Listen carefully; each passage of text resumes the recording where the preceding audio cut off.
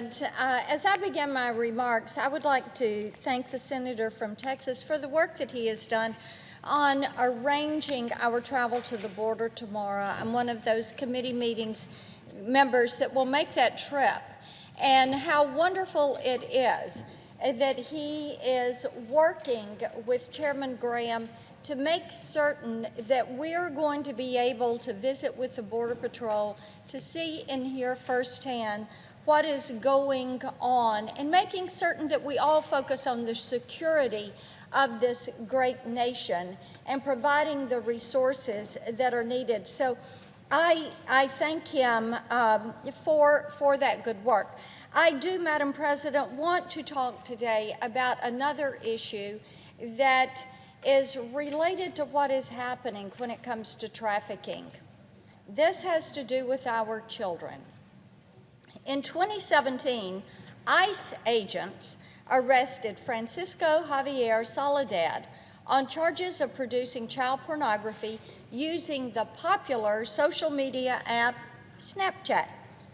He assumed a variety of false identities, first a teenage boy, later an adult woman, and coerced at least 6 underage children into sending him sexually explicit pictures and videos. 6 children.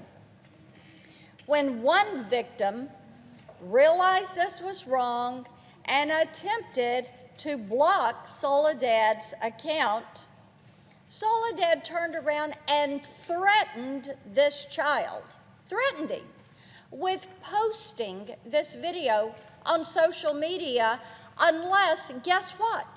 He sent more videos. He did that on Snapchat. Imagine this happening to a frightened child. Imagine it happening to a child who is close to you. Unfortunately, it's not an isolated incident. Matthew Murphy of Massachusetts was recently charged with sexual exploitation of children after he posed as a teenage girl to extort nude photos from a middle school-aged boy, again via Snapchat. Federal investigators found evidence that Murphy had used his fake account to victimize other children in the area. Before I continue, let's talk about exactly what is happening here. And this is horrific.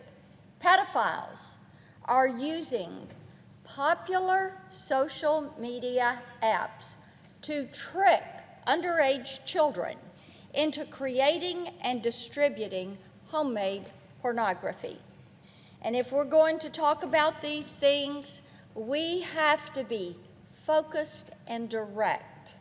Focused and direct on what is happening here and the distribution methods that are being used. Snapchat, by its very nature, is a child predator's dream. Its auto-delete feature allows individuals to ensure their pictures and videos erase themselves after only a few seconds. Its public location sharing feature allows anyone, even underage children, to share their location in real time. If left in public mode, the Snap Map will reveal their location and their Snap video feed to complete strangers. Even if an underage user hasn't fallen prey, they're still exposed to provocative and age-inappropriate material via the app's Discover feature, recommendations generated by Snapchat itself, free from parental control or monitoring. If you guess that some of these channels specialize in porn and suggestive content, you would be right. And it is not small business. $1.18 billion is the 2018 revenue for Snapchat. And how many teen users have they attracted? 16.4 million children who are exposed to what I have just laid out. That's why this week I sent a letter to SNAP executives asking how they plan to fight this predatory behavior and if they will give parents more control over the content to which their children are being exposed. To their credit, SNAP executives have already reached out and responded, and it is my hope that they are going to take these questions seriously and do something about this. Do something about their ratings. Do something about the Discover section. Do something about how it leads children to these pornographic sites. I think it's also important to note as we talk about social media, Snapchat is not the only offender. Last month, my friend and colleague, Senator Blumenthal, and I sent a letter to YouTube asking why the video services recommendation mechanism continued to push content involving children in suggestive or exploitative situations. By suggestive or exploitative, I mean featuring partially clothed children, children in bathing suits, and children dressing and undressing themselves. YouTube's recommendation system works by promoting similar videos to the one the user is already watching, which means that by design, one vile video can lead to another and another and another until the user is buried in smut that shouldn't even exist. The comments on these videos have turned into a predator chat room, allowing users to share timestamps marking the most explicit moments in a video. YouTube did disable comments in videos involving children, but their algorithms continue to push this content via the recommendation feature. YouTube needs to stop this. They need to fix this. The point of describing these things is not to throw individual companies and their technology under the bus, but it is crucial that we understand that even at home or at school, our children are very vulnerable and they are exposed. Even benign technology that doesn't necessarily expose children to pornography can pose risk.